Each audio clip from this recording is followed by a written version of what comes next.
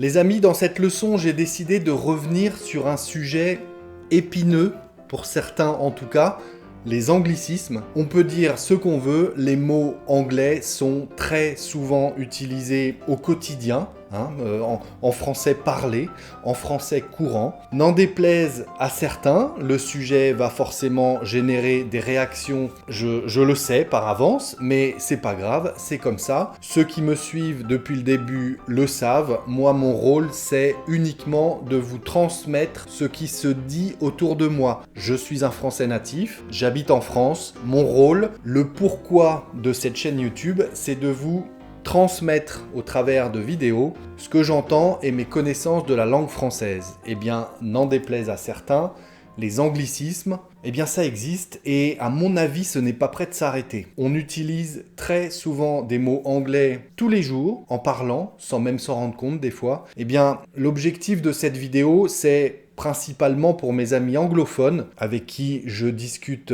régulièrement sur Zoom. Venez d'ailleurs les autres, qui vous voulez, pas que les anglophones, mais venez pratiquer votre expression orale avec moi sur Zoom ou sur Skype. Tous les liens sont dans la description de cette vidéo. Et j'ai remarqué qu'en tout cas les anglophones hésitaient très souvent à utiliser tel ou tel mot anglais, ces anglicismes, parce qu'ils cherchent à les traduire alors que honnêtement, ne perdez pas votre temps, il n'y a pas besoin de les traduire, on utilise énormément de mots anglais en langage courant. Je vous propose aujourd'hui une liste de 20 et quelques 25, je crois, mots anglais très couramment utilisés. Ça va aller vite, on ne va pas développer de très longues définitions. C'est juste vous indiquer que ces mots-là, oui, vous pouvez les utiliser sans aucun problème en langage courant, en français parlé. C'est parti pour le premier, les amis. Un leader. Un leader, alors ça, sans problème, encore une fois, un leader, le leader d'un groupe, c'est un meneur. C'est le premier, c'est un dirigeant. Un chef de file, on parle du leader d'un groupe de musique par exemple, ou d'un leader dans le sport, le leader du groupe. Il y a une avancée en cyclisme par exemple, eh bien le leader c'est celui qui est devant. Ou dans une entreprise, ou voilà, enfin ça a la même signification qu'en anglais de toute façon. Un leader, on l'entend très souvent. Le deuxième anglicisme de cette leçon, dispatcher. Le verbe dispatcher, ça veut dire répartir un petit peu à droite à gauche. Dispatcher, oui, n'hésite pas à dispatcher tout ça un petit peu partout dans l'appartement, aucun problème. Dispatcher, tout le monde comprendra. Le troisième, le design. Le design, évidemment que c'est un mot anglais. Eh bien le design, on entend ça très souvent dans le milieu industriel. On parle sinon du design d'une voiture, du design d'un meuble. D'un designer d'ailleurs, celui qui fait le design, qui le crée, c'est un designer. On va le voir tout à l'heure dans tous ces métiers du web, d'internet justement, on parlera on utilise beaucoup d'anglicismes, on parlera de web designer par exemple, ce qui s'apparente à un graphiste. Web designer, donc le design d'une chose, c'est un anglicisme très couramment utilisé en français. Le quatrième, qu'on voit de moins en moins dans les bureaux, mais bon, un fax. Un fax, c'est un télécopieur, mais c'est aussi une télécopie. Je m'explique, un fax, alors évidemment on l'utilise de moins en moins maintenant avec les emails, on va y venir juste après aux emails, mais un fax c'est l'appareil qui permet d'envoyer des fax, mais c'est aussi le document en lui-même. La feuille de papier qu'on reçoit dans l'appareil, on appelle ça un fax, et l'appareil qui sert à envoyer un fax, on appelle ça aussi un fax. Il est où le fax là pour que je puisse envoyer un fax ? Sinon, on appelle ça un télécopieur, le fax, pour envoyer une télécopie, pour envoyer un fax. Vous m'avez suivi ? Voilà, fax, c'est très utilisé en français, enfin c'était en tout cas, remplacé par les mails aujourd'hui, a priori. En parlant des mails, des e-mails. E-mail, très couramment utilisé. Certains ont essayé ou essayent encore de le remplacer par le mot courriel. Vous avez reçu un nouveau courriel. Alors moi personnellement, je ne devrais pas donner mon avis, mais je le donne. Pour une fois, je déteste ce mot courriel. Il me donne des boutons, il m'irrite la peau, ce mot. Courriel, faut arrêter, personne dit ça. Un email, voilà, on peut garder ce mot-là. Un email ou un mail. Alors attention, je sais qu'en anglais, le mailing, en fait, c'est plutôt par la boîte postale, par la boîte aux lettres, en fait. L'adresse En français, on dira peux-tu me donner ton adresse mail? En fait, c'est ton adresse email. Et j'avoue que moi-même, j'ai tendance à plutôt utiliser le mot mail pour dire email. Dans tous les cas, vous pouvez dire les deux et tout le monde comprendra un email. Voilà, très couramment utilisé aussi. Le sixième, on peut parler de mailing aussi. Faire du mailing, c'est faire de la publicité par email. Il y a des logiciels de mailing qui permettent d'envoyer un email à des milliers de personnes en même temps. Ça s'appelle faire du mailing. Et bien ça aussi, on l'utilise en français. Voilà, faire du mailing, c'est un anglicisme que vous pourrez entendre également. Le septième, le planning. Le planning, tout le monde l'utilise pour dire un programme. C'est quoi ton planning cette semaine? Qu'est-ce que tu vas faire? C'est quoi le programme cette semaine? Le planning, c'est très couramment utilisé. Faut pas hésiter, ne cherchez pas à le traduire. Un planning. On enchaîne le huitième avec un sponsor ou sponsorisé. Voilà, une marque qui sponsorise un créateur de contenu, par exemple. N'hésitez pas, les sponsors, vous me contactez, il y a mon adresse mail dans la description de la vidéo. Voilà, un sponsor, c'est un parrain qui va parrainer justement une activité ou un club sportif ou un joueur ou un professionnel sur Internet, etc. Voilà, on va dire un sponsor, on va dire la même chose. Sponsoriser, un sponsor. Le neuvième, quand on dit il est au top niveau. Un sportif de haut niveau, en ce moment, il est vraiment au top niveau. Ah, c'est du sportif de très haut niveau, là. Il est vraiment au top. En anglais, anglicisme, il est au top. Ça veut dire il est au-dessus du lot. Il est tout en haut, en fait. Tout en haut de la montagne du succès. C'est du top niveau, là. Je veux dire, un match comme ça, c'est plus des amateurs. Là, c'est vraiment du top niveau. Ok, le top niveau, le top, c'est un anglicisme qu'on entend très souvent. Le dixième, je vous propose chatter. Chatter, ça veut dire bavarder, discuter sur Internet. Venez chatter avec moi sur Zoom. Pratiquez votre expression orale, votre compréhension orale. Venez chatter. Très couramment utilisé, ça veut dire bavarder, discuter sur Internet. En anglais, vous l'utilisez, les anglophones, pour dire il a chatté dans la rue avec son copain. Ça, on ne le dira pas en français par contre. Il a bavardé, papoter avec son copain dans la rue. Ça veut dire la même chose. Papoter ou bavarder, discuter.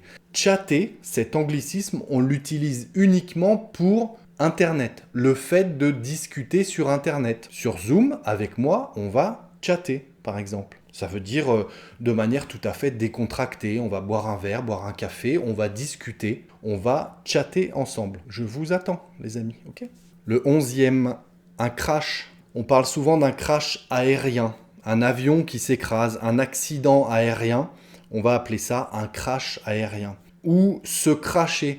On parle pas d'accident de voiture. Se crasher, c'est vraiment l'avion s'est crashé dans la montagne. Ça veut dire que l'avion, vous avez compris, il s'est écrasé dans la montagne. Se crasher ou un crash aérien.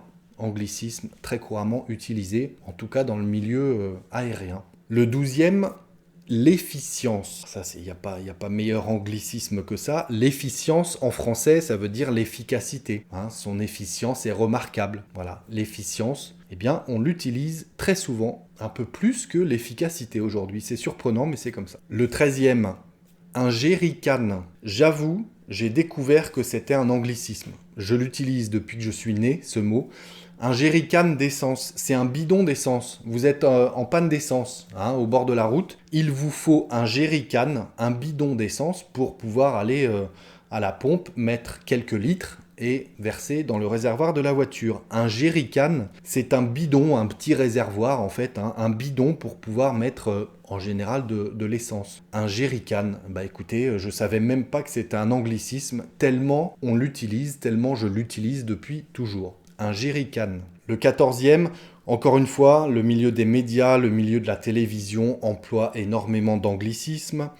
Un prime time, c'est une émission en prime time. Ça veut dire à une heure de grande écoute à la télévision. C'est souvent 21h le samedi soir, par exemple. C'est un créneau horaire, c'est un prime time. Qu'est-ce qu'il y a ce soir sur telle chaîne en prime time ? Ça veut dire le soir, 21h, c'est le prime time, ok? Milieu des médias, je vous l'ai dit, de la télévision, beaucoup de mots comme ça, le prime time, mais il faut même pas chercher à le traduire. Alors oui, c'est une heure de grande écoute, mais le prime time, c'est vraiment ce créneau horaire, 21h, 23h peut-être, quelque chose comme ça. Le 15e, le score. Alors le score, ça veut dire le résultat, les points, hein, le score d'un match, c'est le résultat du match, mais c'est même pas forcément le résultat final, c'est où en sont les points. Au milieu du match, vous allez dire quel est le score. Ça fait 3-2. D'accord, ça fait 3-2. Ça veut pas dire le résultat final du match, ça veut dire le score au tableau d'affichage. Ok, bon bah ça, faut pas chercher à le traduire parce que on l'utilise dans tous les sports de partout, partout en France en tout cas. Le score, tout le monde comprendra. Le rush. Le rush.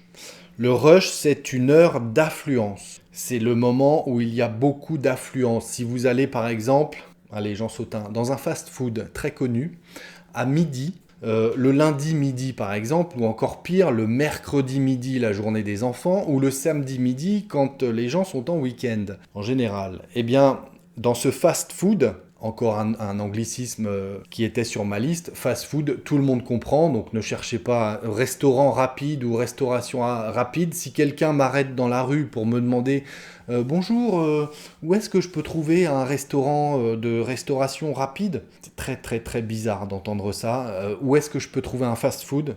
Tout le monde va vous répondre, tout le monde va comprendre. Donc ne nous voilons pas la face, tout le monde utilise cet anglicisme. Un fast-food.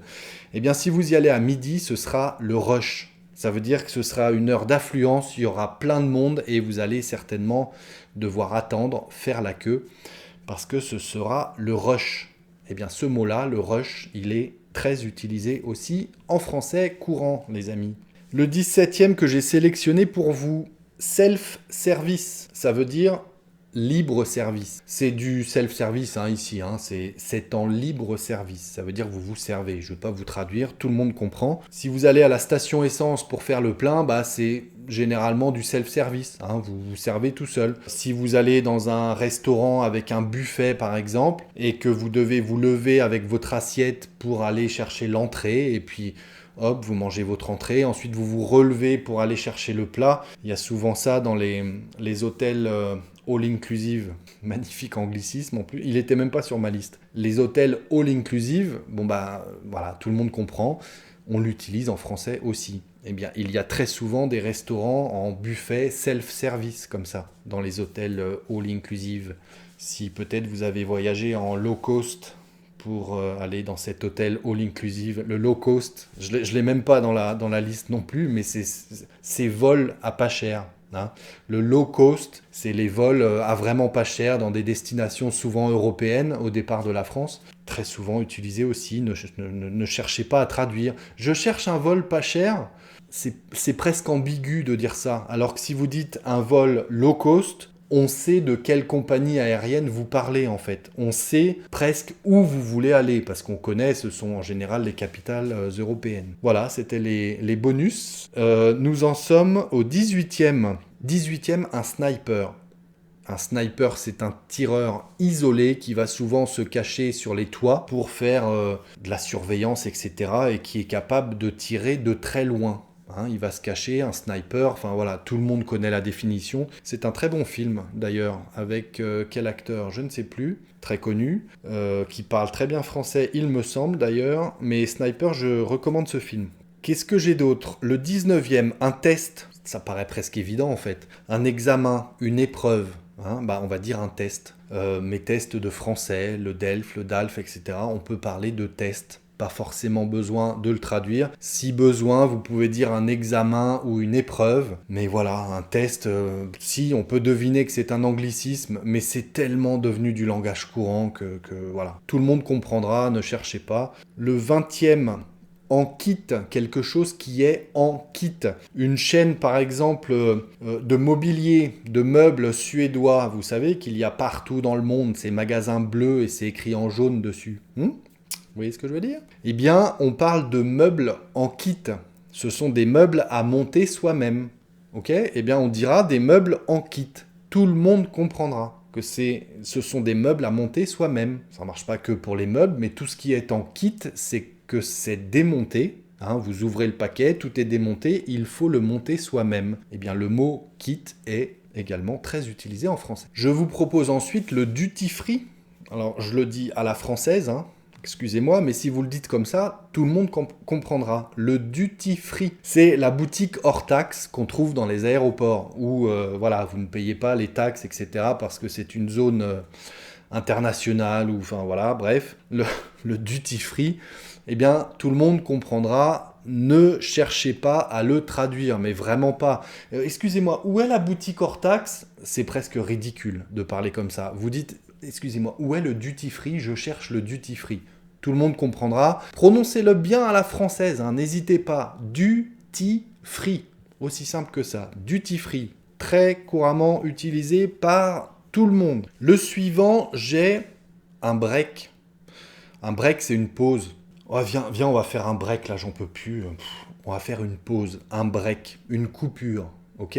Un break, très couramment utilisé. Prononcez-le à la française, ça passe encore mieux. Si vous dites viens, on va faire un break, ça passe pas terrible, ça fait un peu bizarre en fait. Donc autant tout dire à la française, forcez-vous, hein, on prononce les R là, un break. Viens, on va faire un break.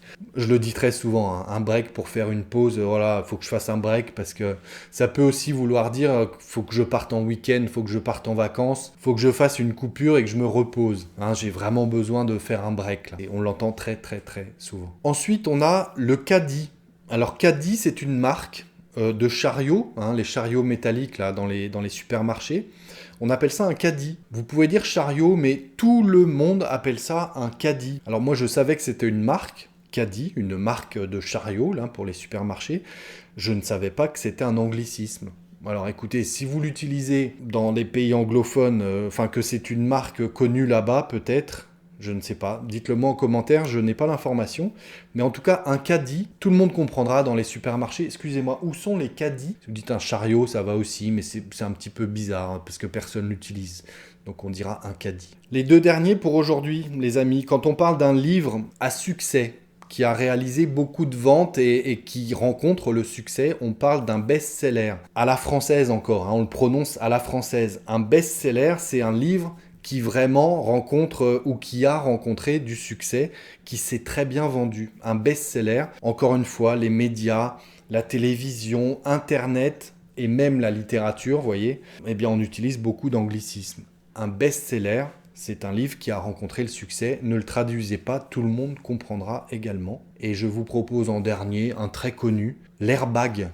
L'airbag d'une voiture, hein, on va éviter de dire « Oh bah mon coussin gonflable s'est déclenché ». Ouais, alors non, hein, un airbag, voilà. Ah oui, ça, attention, parce qu'il y a l'airbag, là, faut pas qu'il se déclenche. Hein, voilà, l'airbag, tout le monde dit l'airbag. Ne cherchez pas les complications. Et mes amis anglophones, eh bien, j'espère que cette leçon a pu vous aider à vous mettre un petit peu plus en confiance quand vous hésitez à utiliser tel ou tel mot anglais. De toute cette liste, vous pouvez les utiliser, mais sans problème. Ne cherchez pas à les traduire. Voilà les amis, merci d'être restés jusque-là. J'espère que vous avez appris des choses. Si c'est le cas, n'hésitez pas à mettre un petit pouce, un petit like.